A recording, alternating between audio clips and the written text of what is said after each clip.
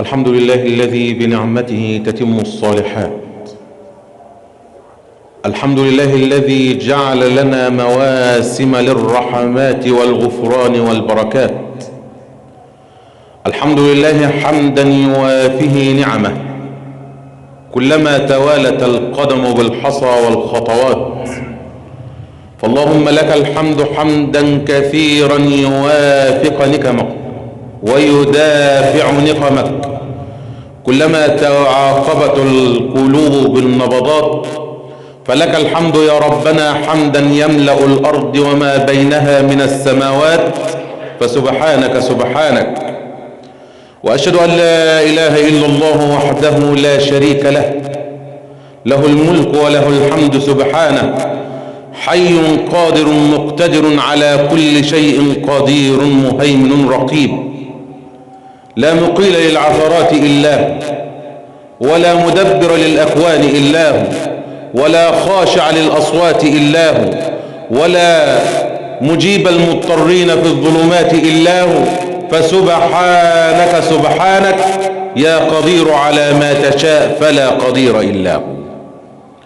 وأشهد أن المبعوث للعالمين محمدا صلى الله عليه وسلم خاتم الرسل والأنبياء، وهو النبي الشفيع المشفع عند ربه يوم الحشر واللقاء، وهو خير من صام وقام وعمل في دار الفناء لدار البقاء.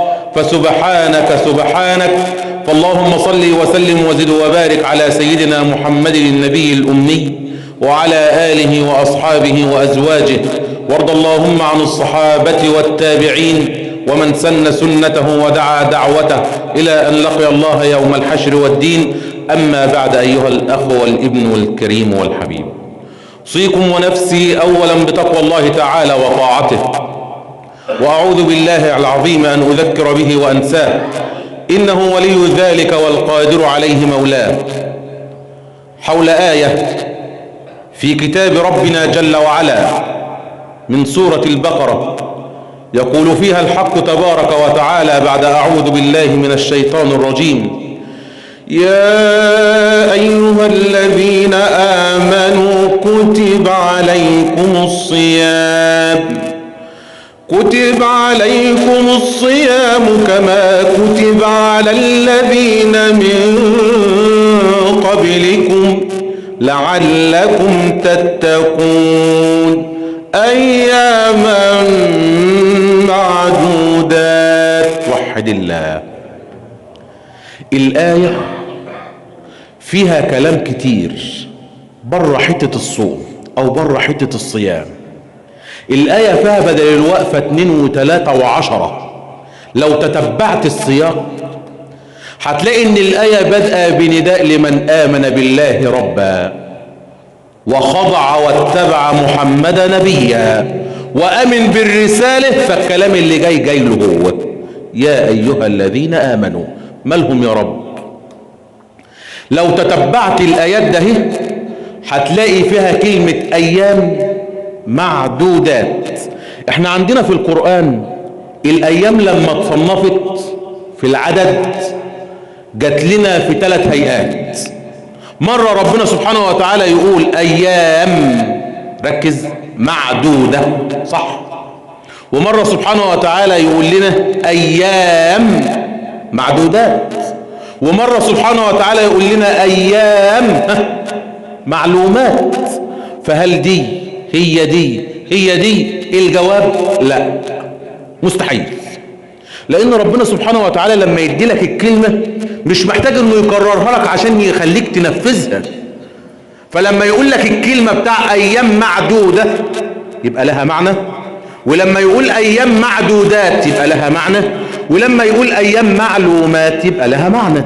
طب إيه الفرق ما بين ال3 جمل أو ال3 مسميات أو ال3 تصنيف دول؟ الأيام المعدودة لما جت في القرآن جت كلمة معدودة لفظ مفرد يدل على جمع، تحقير، ركز، وتعظيم. ازاي الكلام ده؟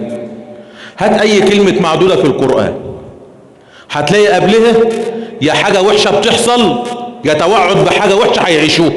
وليكن مثلا على سبيل المثال وليس الحصر، ربنا سبحانه وتعالى لما قال في القرآن وقالوا لن تمسنا النار إلا أيام معدودات ولا معدودة؟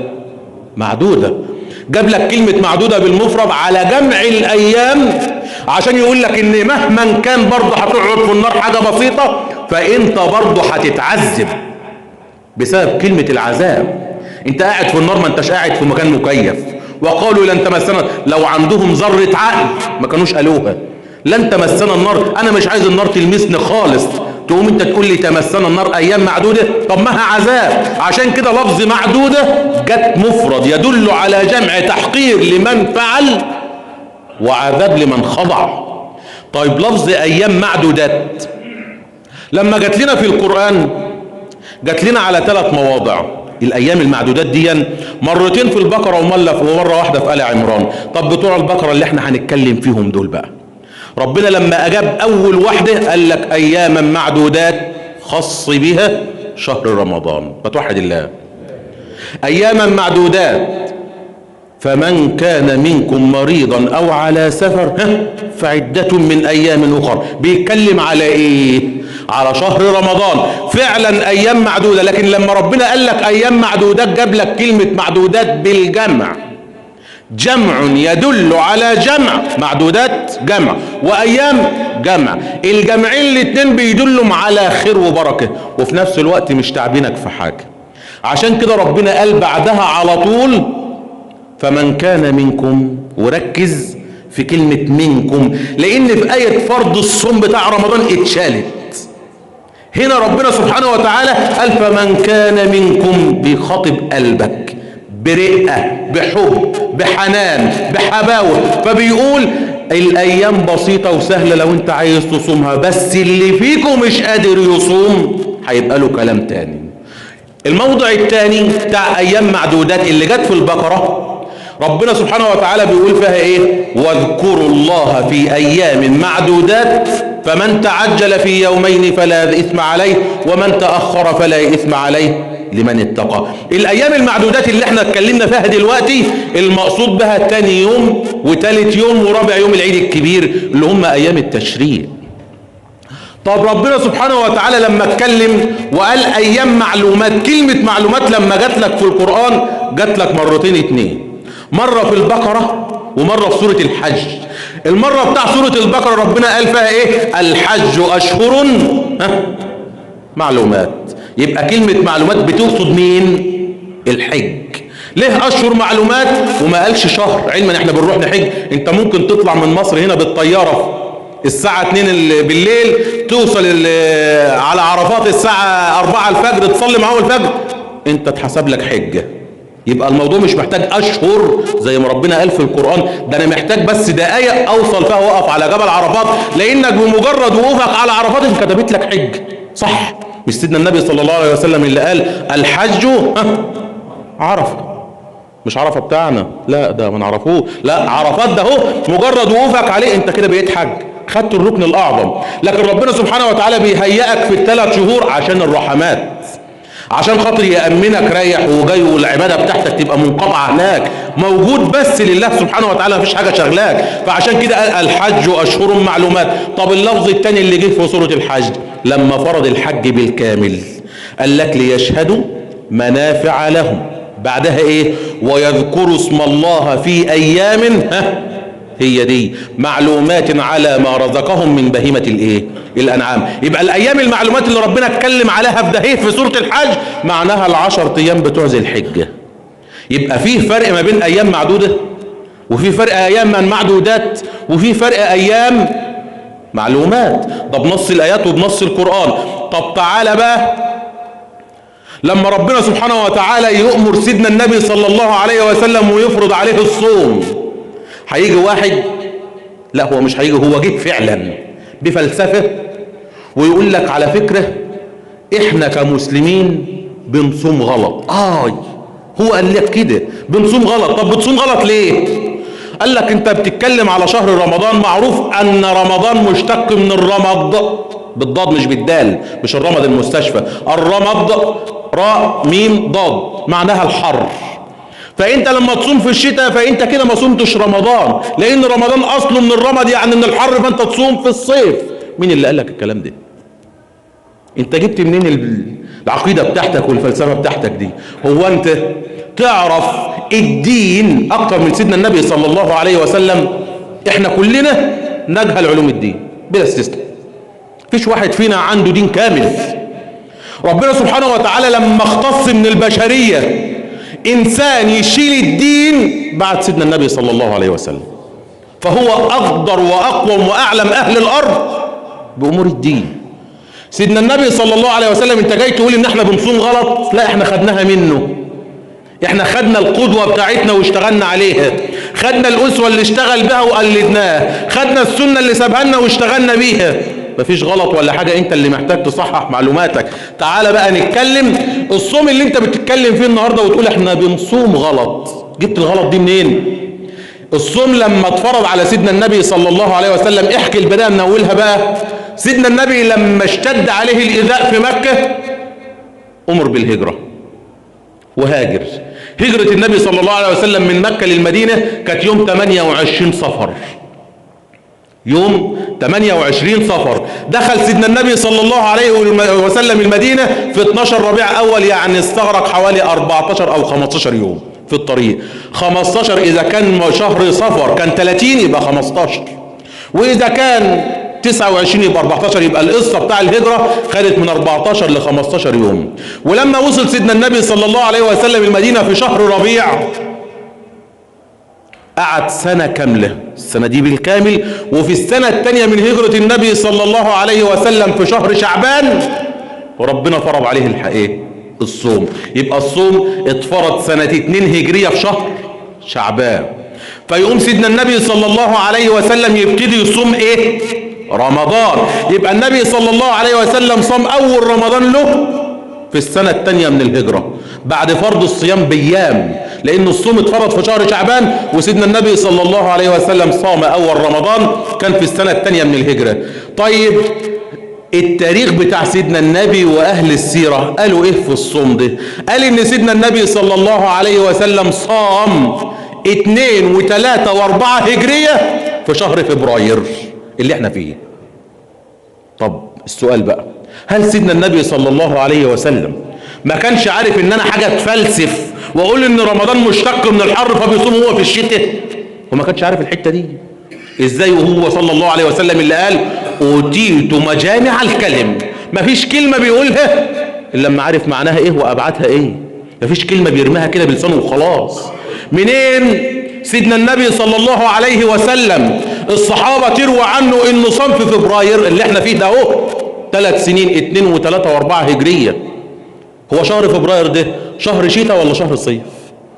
وسنة 5 و6 و7 الشهور بتقدم مع بعضها، فتقدم شهر رمضان من شهر فبراير فصامه النبي صلى الله عليه وسلم سنة 5 و6 و7 هجرية في شهر يناير.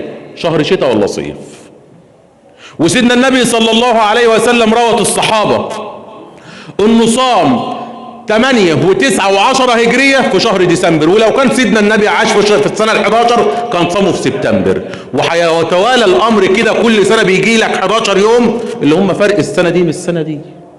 ما انت عندك 7 ايام في السنة الميلادية 1 و7 شهور ب31 يوم، وعندك 4 شهور ب30 يوم، وعندك شهر يا 28 يا 29 حسب الغزالة بتاعته. ومع ذلك انت فرق عنك في قدوم رمضان كل سنة عدها 11 يوم. بعض الناس يقول لك ثبت شهر رمضان يبقى في الصيف. انا معاك وحمشي على دماغك وعلى هواك. هنثبت شهر رمضان في الصيف حلو، هات لي الليل بقى، مش هيبقى فيه ليل. طب هات النهار بقى، مش هيبقى فيه نهار. ليه؟ لان انا لو انا ثبت شهر رمضان في شهر معين يبقى الدين بالكامل بيضرب بعضه وبينقض بعضه. منين ربنا سبحانه وتعالى بيقول يسألونك عن الأهلة قل هي مواقيت للناس والحج؟ الأهلة جمع هلال بنشوفه في السماء.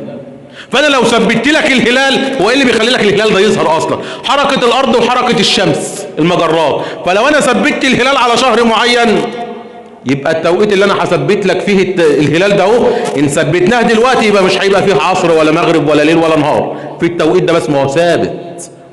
منين؟ طب هتروح فين؟ من قول الله عز وجل فيما جاء ونزل في سورة الإسراء: وجعلنا الليل والنهار آيتين فمحونا آية الليل وجعلنا آية النهار ايه؟ تشوفها بعينيك. مش بس كده، ليه؟ حاجتين اتنين: لتبتغوا فضلا من ربكم، والتانية ولتعلموا عدد السنين والحساب. فانا لو ثبت لك الهلال مش هتعرف سنينك ولا حسابك، يبقى ربنا كذب عليها في القرآن؟ حاشاه. انا اللي دماغي بايظه وبقول كلام مش مظبوط وانا اللي فاهم المعنى غلط، يجوز وصح وهو ده الاكيد، لكن ربنا سبحانه وتعالى متقن في كل حرف آية. لو ربنا سبحانه وتعالى مش متقن في الحرف اللي يقوله، انا اللي هبقى متقن في النقل بالعقل. فاللي بيتكلم يقول لك انت بتصوم في الشتاء، اصل الصوم في الحر والصيف، ده كلام جاهل ما يعرفش اي حاجه، ما قراش، هو سمع وخد لفظ العموم من كلمه رمضان. يا راجل زي ما انت ما فسرت رمضان انه في الحر، ما يمكن كلمه الرمض ده ايه يعني؟ حموه جوف الصائم نتيجه الايه؟ الجو والعطش، وارد. وليه ما تاخدش كلمه رمضان اللي هي الرمض بتاع الحر ده على انه بيحرق الذنوب فبيغفر لك ربنا بيها؟ مش معنى ميزتها على انها حر الدنيا بس. حاجات كتيره كده تخلي الواحد يتكلم. وواحد تاني يجي يقول لك طب اثبت لك ان احنا بنفطر غلط وبنصوم وبنجوع وبنعطش واليوم مش محسوب. ازاي يا عم الحاج؟ يقول لك لما المغرب بيأذن وبتيجي تفطر، النهار طالع ولا مش طالع؟ طالع، فيه نور. طب منين وربنا في القرآن قال ثم أتموا الصيام إلى الليل؟ نقول له تعالى اقعد وافهم لغة. الليل يبدأ شرعا من غروب الشمس. يبقى ربنا سبحانه وتعالى لما قال ثم أتموا الصيام إلى الليل يعني الشمس نزلت، تنزل بالكامل تفطر، بقيت انت في ليل. يبقى الليل بتاعنا مش من بعد العشاء زي ما نقول، لان فيها عندنا غروب، لو وقت المغرب ده والشمس نزلت ده اسمه غروب. ومجرد ان الشمس تتدلع عنك حتى لو النهار لسه باين ومشقشق وظاهر والدنيا منوره وحلوه اسمه ليل. ينتقل بعد كده على قرب العشاء على حاجه اسمها شفق، وبعد كده حاجه اسمها غسق، وبعد كده حاجه اسمها سحر، وبعد كده حاجه اسمها فجر، وبعد حاجه اسمها صبح، وبعد كده حاجه اسمها نار، وبعد كده حاجه اسمها ضحى، وبعد كده حاجه اسمها زوال اللي هي اللي احنا فيه دلوقتي. الشمس فوقك تميل عنك شويه بقينا وقت الزوال، اللي الناس تقول لك وقت الزوال ده وقت غروب الشمس. غلط. وقت الزوال ده اهو الشمس فوقك راحت شمال سنه، فانت كده وقت زوال. بعد كده وقت القيلولة ووقت الظهيرة ووقت العصر ووقت الغروب وهكذا. فانا لو انا ثبت لك المبدأ بتاعك هجيب لك ليل ترتاح فيه منين، وهجيب لك نهار تشتغل فيه منين، وهثبت لك عمرك ده ازاي، وفين الطاعة اللي انت هتأديها لربنا لما اثبت لك اليوم ده اهو في الشهر ده اهو مفيش يوم تاني هيجي عليك. ففين الصلوات بتاعتك هتقضيها ازاي ما انت وقتك ثابت؟ ايه العقل اللي في ده؟ ايه العقل في الكلام ده؟ تعالى بفلسفة جديدة بقى لحكم الصوم.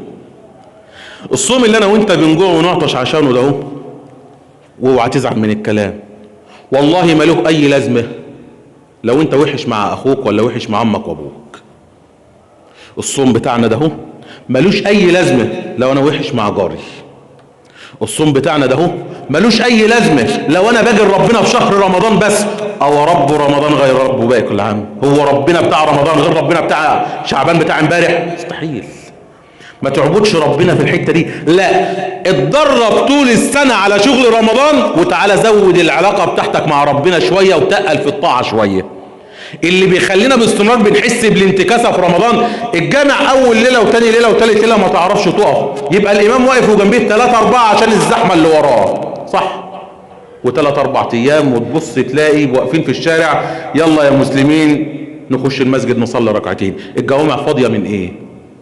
عشان انا طول السنة مكبر دماغي وحاجي انكب واعكف على العبادة مرة واحدة في ال30 يوم، فتقوم تبقى العبادة معايا تقيلة. لو انا عملتها يوم والتاني مش هجيب التالت، مش هقدر اكمل. ما تقلش العبادة على نفسك. انت لو متعود على الطاعة طول السنة، يعني طول السنة انت بتصلي الاوقات بانتظام، طول السنة عامل لك لنفسك ورد شوية في القرآن، طول السنة متعود مثلا كنت تصوم يوم خميس، يوم اثنين، يوم في الشهر العربي، بعض الشيء انت بتعود نفسك طول السنة، وتيجي في شهر رمضان تزود اللي بتعمله مش هتستثقل الطاعة. لكن اللي بيحصل معانا ان احنا نايمين طول السنة ونيجي نصحى في رمضان ما تقدرش تفتح عينك. احسبها كده على نفسك كده، اما تنام لك يوم كامل ما تصحاش وما تعملش حاجة، واصحى من النوم كده قول انا هنزل اجيب شوية حاجات كده من الارض ولا اطلع شوية رمل على السطح، مش هتقدر وجسمك كله متكسر. ليه؟ لان انت خدت على الرحرحة اللي هي راحة، انت اللي عودت نفسك عليه، علما بان الشغلانه انت بتعملها كل يوم، بس لما تيجي تعملها في وقتها ده اهو انت تعبان، ما هي مش على المعده. مين اللي يقول لي اصحى من النوم ما اكلش وما اشربش سجاره؟ عشان ايه؟ مين اللي يقول لي اقوم من النوم ما اشربش قهوه ولا كوبايه شاي؟ عشان مين؟ ما انت لو معود نفسك مش هتحس بالليله دي. تبص تلاقي جينا كلنا في الايام ده ايه والدماغ تبقى مونونه بقى. التوقيت ده كان فيه سيجاره بشربها، التوقيت ده كان في ايدي في مج قهوه ولا مج شاي، التوقيت ده كان زماني باكل لقمه وانا رايح الشغل، التوقيت ده انا كنت بروح لفلان اشرب معاه حجرين. انت بتعمل ايه؟ التوقيت اللي انت بتتكلم فيه ده وانت ما انتش ضامن تعيشه تاني ولا لا؟ توقيت ايه اللي انت عاكف نفسك على معاصي فيه ده؟ ده ايه التوقيت بتاعك ده؟ الصوم له فلسفه محتاجه قلب، لان الصوم مش مجرد انك تبعد عن الاكل والشرب بس ابدا. من لم يدع ما فعل بعصيان فلا شأن له من صيام وجوع وعطش. يعني اللي ما بيعدش عن المعاصي، انا بقولها لك اهو، لو مش هتبعد عن المعاصي والذنوب اللي بتعملها وايذائك للناس وايذائك لاهلك وقطعك للارحام، كل واشرب واعمل اللي انت عايزه، لان مش هيتقبل منك حاجه. هو انت نصبت نفسك مكان ربنا؟ مش انا اللي بقول، ده سيدنا النبي صلى الله عليه وسلم اللي قال في الحديث القدسي فيما رواه عن ربنا سبحانه وتعالى ما يسيبش الاكل والشرب طالما مش جاي لي انا ومش عايزني انا، بناقص الاكل والشرب اللي هيسيبه عشاني انا مش عايزه. ده ربنا اللي قال في الحديث القدسي من لم يدع، سيب الاكل والشرب واترك الدنيا كلها لله. هتصوم صوم صح ازاي؟ الصوم في اللغه هو الكف والامساك والامتناع عن شيء، فلما تمسك لسانك عن انك تكذب ده صيام، ولما تمسك لسانك على انه يخرب البيوت ده صيام، ولما تمسك لسانك على انه يؤذي جارك ده صيام، ولما تمسك لسانك على انك تقول كلمه من شانها تقوم الناس وتعكر صفوها ده صيام. واسمع السيده مريم لما ربنا سبحانه وتعالى اتكلم عنها وذكرها لنا في القران قال ايه؟ قال اني نذرت للرحمن صوما. قالت انا هصوم، انا صايمه عن الكلام، وكأن الصوم بتاعها كان امتناعها عن الكلام. فانت لما تمتنع عن كلامك وعن ايذاء الناس انت صايم. لكن الصوم في الفقه امتناع عن 3 حاجات، تمتنع عن 3 حاجات انت صايم: الامتناع والامساك والكف عن شهوتي البطن والفرج والايه والجوارح. حط دي معاهم، لان اللي بيتكلم يقول لك امتنع عن الاكل شهوتي البطن والفرج، الصوم امتناع عن شهوتي البطن والفرج، انت كده صايم؟ لا، صيامك ناقص. انت معاك 3 شهوات، شهوة بطن وشهوة فرج وشهوتك لحب الجوارح. ايه الجوارح وليه اتسمت اصلا بالجوارح؟ الجوارح دي لانها تجرح من اقترف فيها سيئات، يعني كل واحد بداخله شهوات ان عمل الحرام فيها فهي جرحته بالذنوب فسميت بالجوارح. صوم عن ال3 حاجات دول، عن الاكل والشرب وعن الفرج وعن الجوارح. لو انت عملت ال3 حاجات دول من الفجر لغروب الشمس بقصد التقرب والتضرع الى الله عز وجل يبقى انت صايم. ويشترط فيه نية، وهنا بقى السؤال الخلاف الدائم باستمرار: هل كل يوم انا مطلوب مني اجدد النية ولا هي نية واحدة في رمضان كلها تجزئ؟ يا سيدي ربنا سبحانه وتعالى رب قلوب، والله ما هو مشترط انك تقول نويت اصوم غدا من شهر رمضان ايمانا واحتسابا لوجه الله اللهم اجعله عني. لا، مش محتاج ده كله، انت مجرد ان ربنا بيطلع لقلبك عارف ايه اللي جواه فتجزئك فيه نية واحدة. عايز تعيدها كل ليلة انت حر، مش عايز يبقى نية واحدة. طب ميعادها امتى؟ بعض الناس قالت لك لحد الظهر. طيب بالله عليك ده كلام يخش العقل؟ طيب يعني ايه اللي قال لحد الظهر ده ما سابهاش لحد العصر ولحد المغرب ليه؟ لا يا سيدي، النية موجودة معاك من ساعة ما الشمس تنزل وتيجي تفطر النهارده لحد تاني يوم الشمس قبل ما تنزل تاني يوم. ده لو انت عايز تجدد النية، مش عايز هي نية واحدة. سؤال كمان بيتجدد حوالين الآية اللي احنا بنتكلم فيها. ربنا سبحانه وتعالى لما اتكلم قال ايه؟ وعلى الذين يطيقونه. قبلها قال فمن كان منكم، بيحببك في القصة، بيحببك في الصوم. فيقول لك اللي مش قادر فيكم يصوم، اللي مش قادر فيكم يصوم يبقى عليه حاجة اسمها دية، اللي هي فدية، اللي هي كفارة. طب مش قادر تصوم، عندنا فيها حاجتين اتنين. واحد يقول لك انا زوجتي حائض، تصوم بعد رمضان ولا اطلع لها فلوس؟ لا يا عم الحاج، تصوم، لان زوال السبب يؤدي بزوال الايه؟ الرخصة. ما هي مش هتنها حائض العمر كله، ومش هتنها نافس العمر كله. فالحائض والنفساء دول عليهم قضاء، يصوموا بعد رمضان وبنفس الاجر. لكن اللي يقول لك اطلع فلوس، انت ما طلعتش القصه دي، لان ربنا سبحانه وتعالى لما اتكلم في حته الكفاره قال وعلى الذين يطيقونه فديه طعام ايه؟ مسكين. يعني ايه يطيقونه؟ يطيقونه يعني يتحملون مشقه الصوم بجهد وتعب وكبد ومشقه، مش قادرين يصوموا، تعبانين من الصوم، اللي هم اصحاب الامراض المزمنه، اللي هم كبار السن، مش قادر يصوم. في الحاله دي اقول له طلع عن كل يوم كفاره مسكين، اطعام مسكين. تسأل بقى واحد تقول له يا عم الشيخ اطلع الكفارة ازاي؟ تسأل واحد يقول لك طلع عن كل يوم 30 جنيه، غلط. واحد تاني يقول له طلع 50 جنيه، غلط. ليه؟ لان ربنا سبحانه وتعالى اعلم مني ومنك وارحم بي من نفسي. بك استجير ومن يجير سواك، فاجر عبدا ضعيفا احتمى بحماك، فعالمي غرني وعفوك عزني بكريم عفوك يا من ليس لي سواك. فليرضى عني الناس أو فليسخطوا، فأنا لم أعد أسعى لغير رضاك. يقول النبي صلى الله عليه وسلم ادعوا الله وأنتم موقنون بالإجابة، أو كما قال ادعوا الله رب.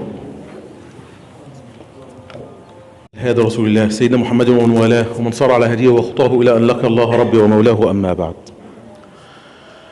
تسأل الشيخ تقول له أطلع الكفارة بتاعتي، أنا والدي راجل مسن وما بيصومش وعايز أطلع الكفارة بتاعته، أطلع قد إيه يا عم الشيخ؟ يقول لك طلع له 50 جنيه. تروح لواحد شيخ تاني تكلمه الحكاية يقول لك يا عم الدنيا غلا، خلوهم 40 جنيه، احنا بنزايد على بعض. الكفارة ما تسألش فيها شيخ، الكفارة اللي هتطلعها ما تسألش فيها شيخ، اسأل نفسك. ليه؟ ربنا سبحانه وتعالى لما فرض الكفارة او الدية، الكفارة بتاع الاطعام دي قال لك من اوسط ما تطعمون به اهليكم، من الوسطية بتاعتك.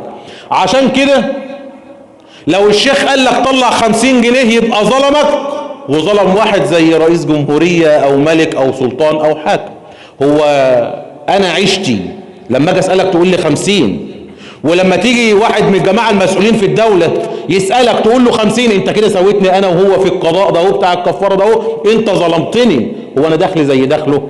فانت ربنا سبحانه وتعالى عارف اللي عندك، فقال لك دي في رقبتك، طلعها من رقبتك انت بجهدك، باطعامك لاهلك، بوسطيتك، من اوسط ما تطعمون به اهليكم، حاجة جواك انت. لكن لما جه يتكلم في الزكاة ما فرقش ما بيني وما بين رئيس جمهورية ووزير وغفير، فرضها بالكامل، صاع من كذا ومن كذا ومن كذا، اللي عايز يطلع يطلع. طب الزكاة بتاعتنا نحسبها ازاي؟ احسبها بغالب قوت البلد بتاعك، صاع من اي حاجة.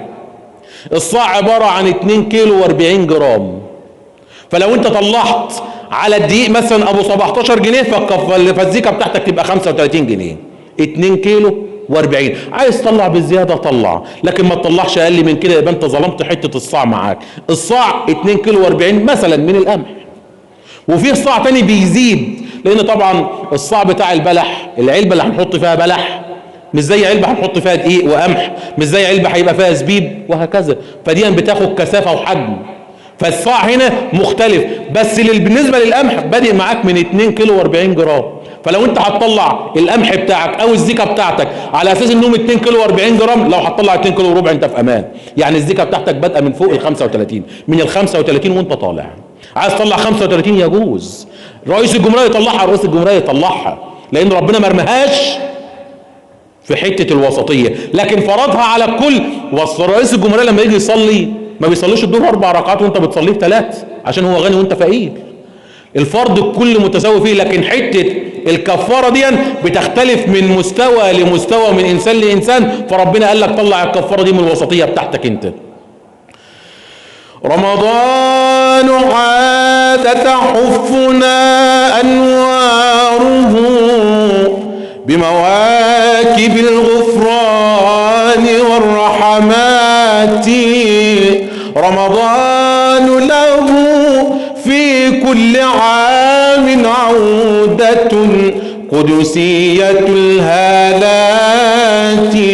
رمضان شهر يعود فجر تلألأ نوره في حالك الظلمات. رمضان مهلا تمهلا رمضان، يا أيها الشهر الفضيل بليلة هي في الزمان تفاخر السنوات. والله شرف قدرها وجعلها مليكة الأوقات.